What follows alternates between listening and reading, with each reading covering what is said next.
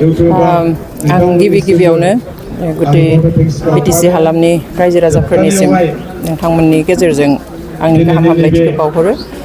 नंगौ दिनै गोदान मोनसे रिजनेल हान्जा दानाय जाबाय जायनि मुङा अल्टारनेटिभ पार्टी अफ बर'लेण्ड एबा APB गुसुङै जेखौ बुंदों बेखौहाय सानसेयावनो साननानै दानाय जायाखै आरो बे नङा जे माबे जायगायावहाय बेसेबां दङ बेसेबां थाब्ला गोदान दानो हायो हाया बेबो नङा।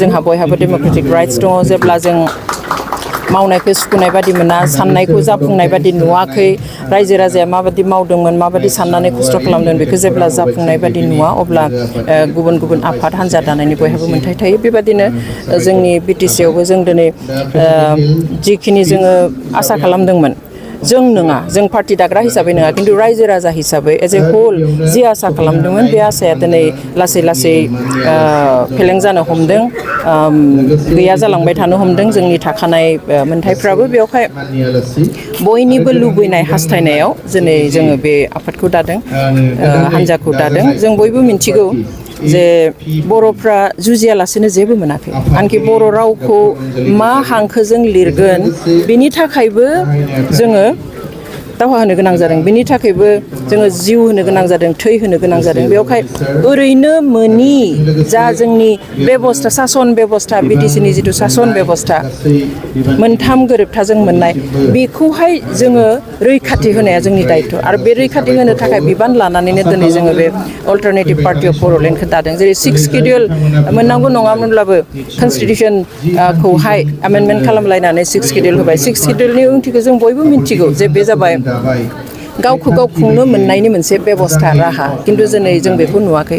गासैबो गोजौनिफ्राय जायो जे गुबुना दैदेनहरो, गुबुना थिनो, बे मथेसो थायो। खिन्थु दिनै जोंहा लामा दालांल' जाबानोथ' जाया, दिनै स्कुलनि केम्पासा बिल्डिङा मोजां जाबानोल' जाया। खिन्थु जोङो हारि हिसाबै, बर' हारि हिसाबै मान सनमानजों खर' दैखांनानै थांनानै थानो मोननांगोन।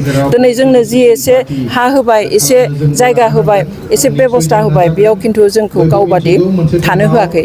जोंनो न'खर फिसा मोनसे होबाय बिटिआर दा, खिन्थु बेयाव जोङो गावनि गोसो मथे सेल्फ रुल खालामनानै जों थानो हायाखै। दिनै जियाव हा होदों, जियावहाय जोंनो जायगा होदों, बेयाव जों न'खौ माबोरै लुना लागोन, खथानैनि ना खथाथाम, बेखौबो सोरबायासो बुंहरो। दिनै आंनि बारियाव आङो मा मैगं गायगोन बेखौबो सोरबायासो बुंहरो। बेखौथ' जोङो उदांथि मोननाय होननानै बुङा, मोन्थाय मोननानै होननानै बुङा। बेवहाय जोंनो सोरबाया एसे न' हा होब्लानो जोङो हान्थु खारायनानै खर' गंग्लायनानै थांनानै थानांगौ, बे नङा।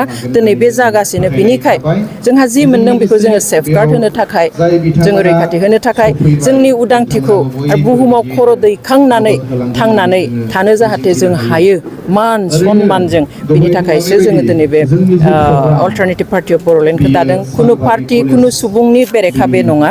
बेवहाय जोङो बिटिआर न'खराव थानाय गासैबो हारि हारिसा, धोरोमारि, राव रायज्लायग्रा गासैबो सुबुंनि मोजां हास्थायनानै, बिथांमोननि मोजां मोन्थाय, खौसेथि, बयबो समानै बुंनो मोननाय, समानै मोनजानाय, समानै गोग्गो देहा मोननाय, बेफोरखौ जोङो नोजोराव लाखिनानै अल्टारनेटिभ पार्टि अफ बर'लेण्डखौ जोनोम होदों। खारन जों मिन्थिगौ न'खरसेयाव जुदि साबा फिसाज्ला थानायाव सानैखौ फोरोंनानै साख्रिआवला खालामबाय, साथामखौ फरायहोआसै, होमब्ला बे न'खरा गोजोन न'खर जाया। बे न'खरखौ जोङो जौगानाय न'खर होननानै बुङा। जुदि बे न'खरनि साबा फिसाखौबो फोरोंजोबोब्लासो, समानै नायजोबोब्लासो, समानै मोन्थाय होयोब्लासो बे न'खरखौ जोङो जौगानाय न'खर होगोन। थिग बेबादिनो जोंनि बिटिसिआव थानाय, बिटिआर ओनसोलाव थानाय गासैबो हारि हारिसा, रावारि, धोरोमारि सुबुंखौ जोङो समानै नागोन। नंगौ, बर'आ खस्थ' खालामनानै, थै होनानै, जिउ होनानै जोङो मोनदों। बेनिखाय जों बिबान लानांगोन आरो बे गिदिर बिबानखौ जोङो बेनिखायनो लानो आवगायदों।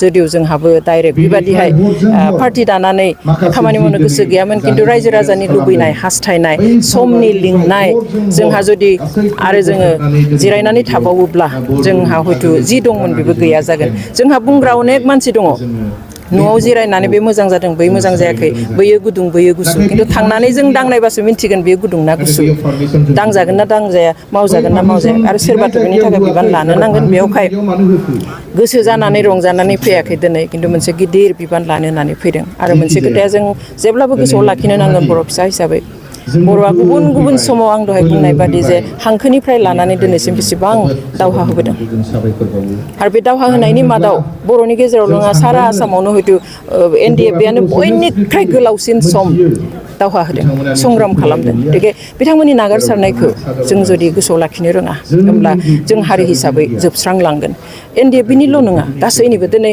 जायफ्रा सेक्रिफाइस होबाय बर'नि बायदिसिना मुभमेन्टआवहाय जिउ होबाय थै होबाय जिनाहारि खालामजाबाय जेल जाबाय आथिं आखाइ बुख्रुब जाबाय न' बां सिफाय जाबाय जों बिथांमोननि सेक्रिफाइसखौ जुदि जों दिनै गोसोआव लाखिनो हाया गोदोनिखौथ' जों दिनै बावनो हमबाय दिनै गोथां जेलाव थानायफोरखौबो जोंनि खुगायाव नामफ्रा फैला जोंहा बे हिस्ट्रि 34 इयार्स 33 बोसोरनि जुजिनाय जोंनि हिस्ट्रि बेखौबो दिनै जोंनि हिस्ट्रिनिफ्राय खोमोरलांनो नागिरदों रंजा बाजायाव जोङो बारा गोसो होदों खिन्थु बेखौ खालामोब्ला हारि हिसाबै जोबस्रांनाया जोंहा खाथिसै बेयो जोङो न'खर न'खर थांनानै थागोन खिन्थु खर' गोजौ खालामनानै मान सनमानजों बर' हारि होननानै जोङो थांनानै थानो हानाय नङा बेनिखाय जेलाव थानायफोरखौ मान होनानै मुंख्लं जानायफोरखौ मान होनानै जिनाहारि जानायफोरखौ मान होनानै न' बां बुख्रुब जानाय आर्मि पुलिसजों बुख्रुब जानाय बर'नि मोनथायनि थाखाय नागारसारनाय बिथांमोनखौ गोरबोजों मान होनानै जोङो मोनसे गिदिर बिबान लानो नागिरदों बिथांमोननि साननाया फुरा जाफुङाब्लाबो जोंहा जे दङ बेखौ रक्षना बेखन होनाय बेखौ रैखाथि होनाया जोंनि बिबान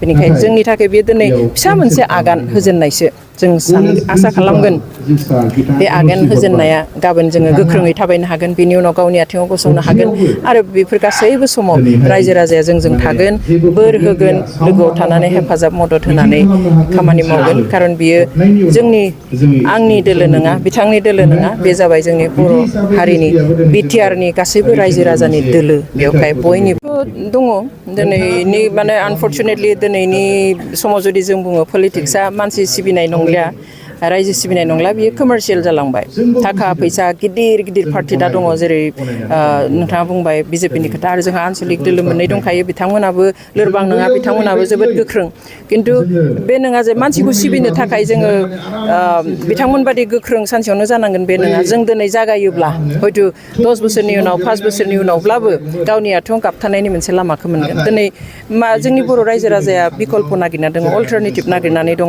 दा सोरबाया अल्टारनेटिभ गैयिखाय सोरबाया BJPआव थांदों सोरबाया जेबो प्रस्पेक्ट गैयाब्लाबो कंग्रेसआव हाबनानै दङ बेबादिहाय जोंनि मोननै आन्सलिक दलावबो सोरबाया गोसो गैया सोरबाया आं गायदों स' जेबो अल्टारनेटिभ गैया बेवहाय जों बेखौ अल्टारनेटिभ होनो नागिरदों बे अल्टारनेटिभखौ होयोब्ला बिकल्पखौ होयोब्ला जोंनि गोबां गोग्गो साननाय मानसिफ्रा बेयाव फैनानैहाय खामानि मावगोन होननानै सानो जों रावजोंबो कम्पिटिसन खालामनानै देरहागोन होननानै सानाखै जोंनि रायजो राजानि जिथु मोजां मोननाय अननाय जोंनि जिथु सैथो जोंनि जिथु मोनथाय बेफोरनि सायावसो जोङो सोनारनानै खामानि मावगोनखाय जों सानो जे थाखा फैसायाबो रायजोआनो दिनै गासैबो गोहोआबो रायजोआनो जोंनि थाखाय माथ्र मोनसे खोथाखौ जों बुंनो हायो दिनै जे जोङो थाखा आरो असैथोनि राजनिति खालामा जोङो सैथोखौनो बुंगोन मानसिया ला दाला जों सैथोखौनो बुंनानै सैथोजोंनो आवगायगोन आरो थाखा फैसा होआब्ला सोलिया थेवब्लाबो जोङो थाखा फैसाजों गेलेनाया जोंनियाव थानाय नङा